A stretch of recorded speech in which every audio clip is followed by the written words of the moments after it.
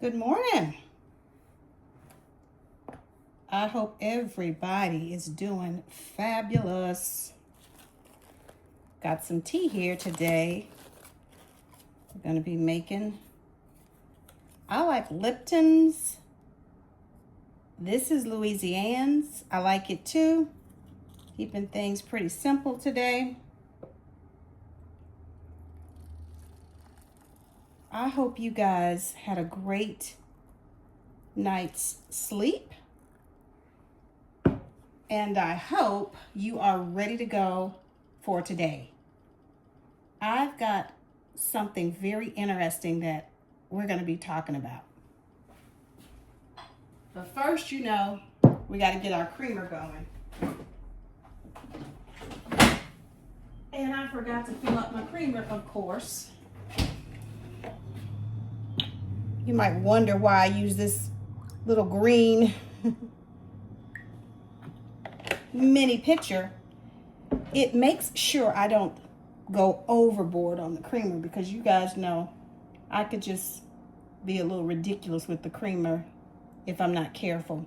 So I make sure that I don't take more than this.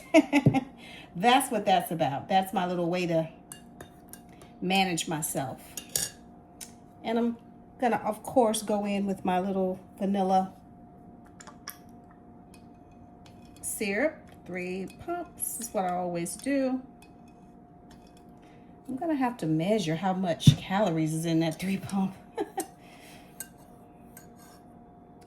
All right, we got our tea situated. I've got my journal here. So I will catch you guys in a minute.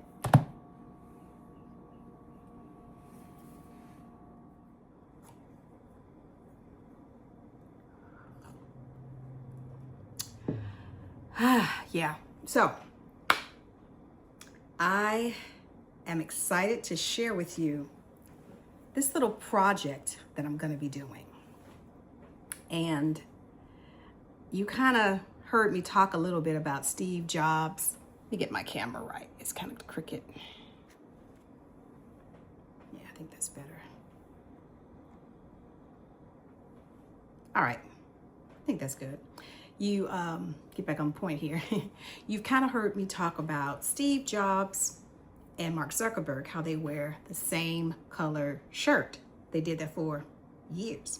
I know Steve Jobs started doing it sometime in the early 2000s. And everybody noticed the black t-shirt with the mock turtleneck.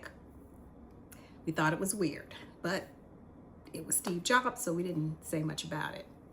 Then we saw Mark Zuckerberg doing it in like 2014. Again, thought it was weird, but his shirts cost a lot. Mark Zuckerberg's t-shirts were like $500-600, easy, probably a little more than that, at least word on the street. We thought that was weird then too, but Mark Zuckerberg gave us a little bit of insight back then and told us it was because he was trying to free up some of his, decision making that he had to do in a day. And he was really trying to get, Facebook doing all the things that it does. It's Meta now, and we know it's huge. So that got me to thinking, because I too have a big project. Now, it's not as big as Meta, but it's big. It's big for me. It's the biggest project I've been able to do. And I have been struggling with it for months. And I just cannot get myself to consistently show up and do what I'm supposed to do. So I said, you know what? Maybe I'm experiencing a little bit of decision fatigue. And maybe I need to kind of try some of these techniques. So you're going to be able to watch. Yeah, I'm bringing you along for the ride. So, of course, the first thing I thought is that I need to figure out how to, get this, I call it the Navy shirt experiment. I need to get that off the ground. So I did just that. And I'll show you what I did. Come with me. And I am going to be wearing these things for 15 days to see if I can have improvement less stress, just overall reduction in cortisol levels as I accomplish probably one of the biggest projects of my life.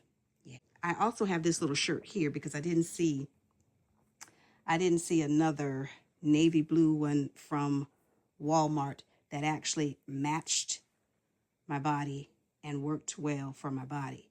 So we are going to possibly have to include this little navy one that I've had in my little rotation for a while, but the goal is to try to keep everything standardized. And of course, I got to consider my workout routine. I didn't want things to be too costly, so I'm using some workout leggings and socks that I already have and my tennis shoes. They look a bit beat up, but we're going to work with them because I'm trying not to spend a lot of money. So you saw that, right? I'm all good to go. I've got my outfits lined up for the next 15 days. Now, here's the thing. I'm not going to do it on the weekends because, I need a little bit of novel stimuli. And there are a couple of things I do on Saturday and Sunday that I may have to be dressed in more than a t-shirt. And I thought, well, you know what? That's okay because I probably will need a break at that point. So my experiment is going to cover business days.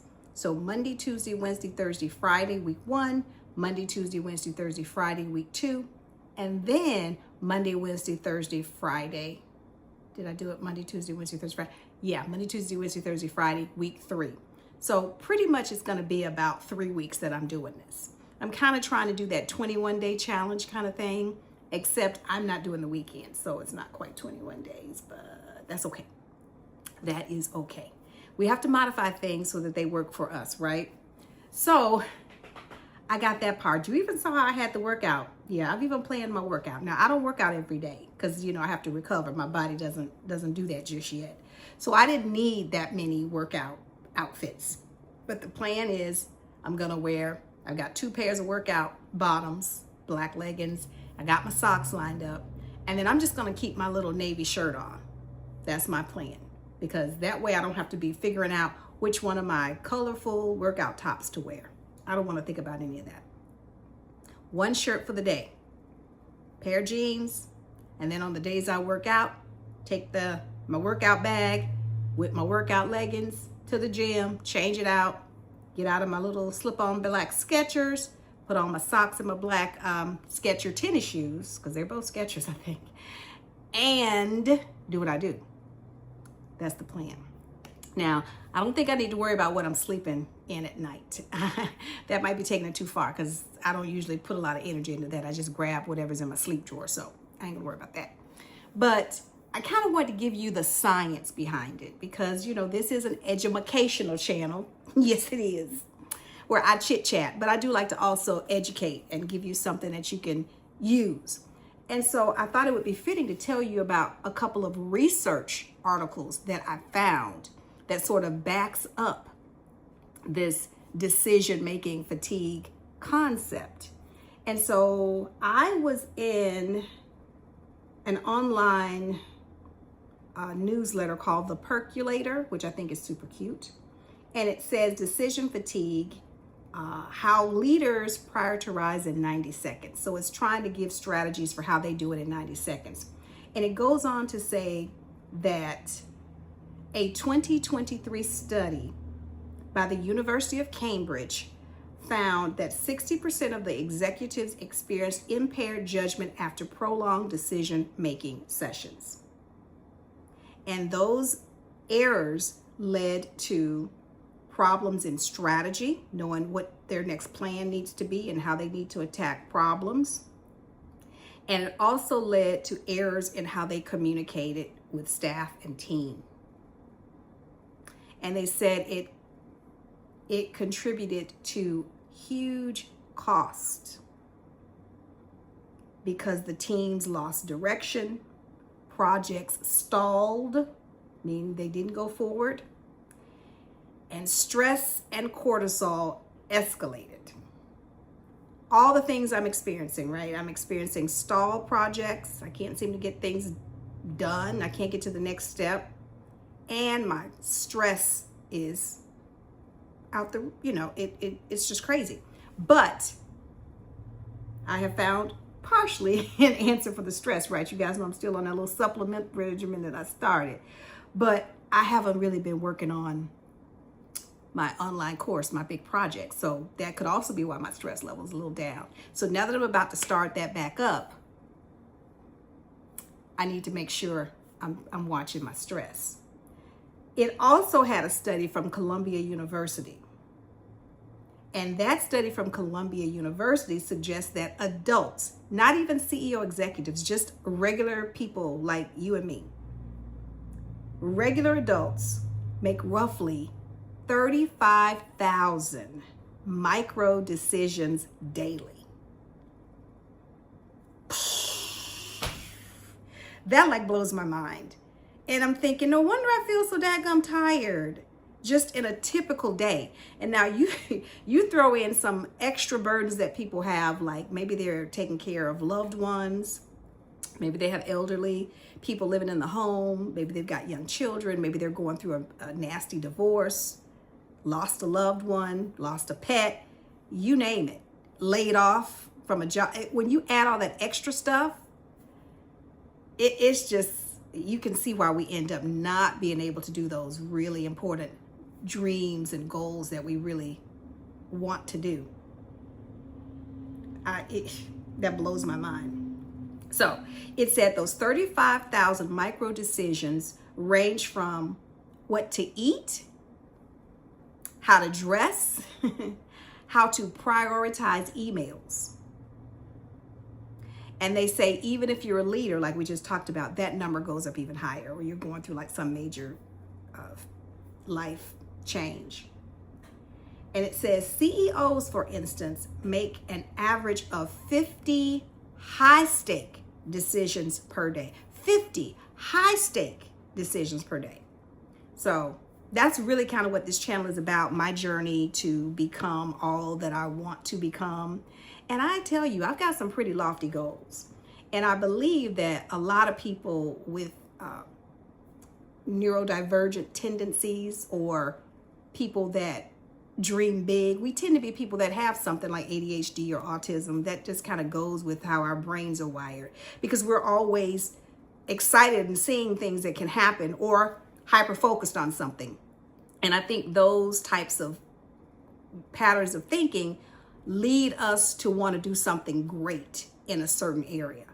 And so most of us probably have a dream of becoming a CEO, or creating some business, or doing something fabulous and something that we've fallen passionately in love with. But we can't ever seem to get it done because we get caught up in this bullshit of micro decisions that keep us stuck. So I'm trying to figure my way out of it. Now, it goes on to say, without a system, the brain's prefrontal cortex, and I know I'm getting kind of geeky out here for you guys, but I geek out on this, so I hope this is for you. But it says, without a system, the brain's prefrontal cortex, the region responsible for logical thinking, buckles under the strain. Your glucose levels drop, willpower dwindles, and the temptation to default to impulsive or avoidant choices grows. So regular speech for that is that by the time you get around to making these 35,000 micro decisions daily, or if you're in a high-powered, high-pressure situation and you've had to make 50 high-stake decisions, real big decisions, in addition to probably those micro decisions, your sugar levels drop. And that's the energy that the brain needs to process and focus. So your glucose, your sugar levels drop. Forget willpower, it's gone. And so when you're in that type of state, guess what? You're going to be impulsive, meaning you're going to make the wrong decisions. You're going to be trigger happy on decisions that you need to sit your ass down and wait on. And you're going to do a lot of what I do. And that's just avoid. You just ain't going to do it. You just ain't going to do it. So you got people that, some people are just, well, let me just do something. And they get real impulsive out here, pulling the triggers to the nuclear weapons and doing all kind of silly shit because they're impulsive. Not talking about anybody in particular. I'm just kind of giving an example. You just get to doing stuff that you don't need to be doing. Now, my husband does say I do that. He says I do that. There used to be a little Geico commercial where this guy would go over and he would pull a cord and rocks would fall down. He'd say, "That's you." And he'd fall out laughing. It was a Geico commercial. Anyway, I don't feel that I'm that way. I feel that I'm more of the avoidant type, but my husband would beg to differ on that. But anyway, the point made is that when your glucose levels drop, there is no more willpower. There's probably not a lot of focus left. You're just going to go to whatever pattern you have, whether it's being an impulsive person. And we talked about impulsivity and how that can really F you up. Or if you're the type that's just going to avoid. But this article goes on to say that there is good news. Neuroscience, oh, my favorite of all things. Probably, I should have been a neuropsychologist. I should have done something in neuroscience. But anyway, here we are. So they say neuroscience offers a lifeline. So there was a study done in 2021 by the Nature Human Behavior. They don't tell me who it was done by. Let's see. A 2021 Nature Human Behavior study. So that's what the study is called. Nature Human Behavior Study from 2021 revealed that individuals using prioritization techniques reduced mental fatigue by 40%, freeing the bandwidth for critical tasks. And they say that the key lies in automation. Just as pilots rely on checklists to navigate emergencies, leaders or people that are trying to accomplish big things, they can also use these automation strategies. And then they talk about trying to create rituals that allow you to do that. So you heard that. You heard all of that. So that's the goal here, is to try to figure out how to automate my day. Get my life on a routine. So we got what I'm going to be wearing, right? So naturally, when I read this article, I was like, oh, wait a minute. I got to do more than just automate what I'm going to wear for the next 15 work days. I have got to automate what I eat. Then I thought, well, then I'm also going to probably have to automate some basic things that I need to do. So I thought, okay, this is no longer just the Navy shirt experiment. This is now the Groundhog Day Experiment. Okay, you guys know I'm Gen X, right? So you know I'm from the 80s. My childhood was in the 70s and the 80s. So there was a movie called Groundhog Day with Bill Murray. Yeah, he was a great actor. He is a great actor. I gotta see, is he still with us, guys? I don't know. I'll have to figure that out.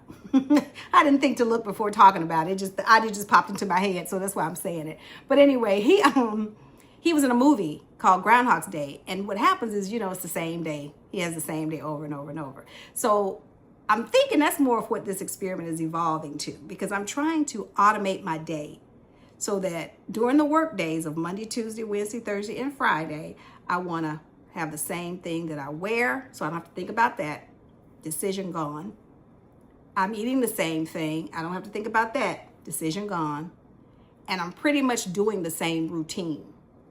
Now, some days will have to be a little different because I might work out on a day that I don't. But I want to have like 3 basic things or core routines that have to be carried out that day, right? So I got to think about all that stuff. I don't know what that is just yet. So I've already started. I'll let you see my outfit here. I'll stand up. But I've already started the Navy shirt part of the experiment today. And I'm excited about it because I had to figure out how to make sure I actually did it. And so you should have seen me. I figured out, which is a strategy we'll talk about later, is that I had to put these clothes in such a way that I would be motivated when I got up in the morning to actually put them on. Right now, I was a little excited today because, oh, fun, I get to try this new experiment out. Let's see how it works.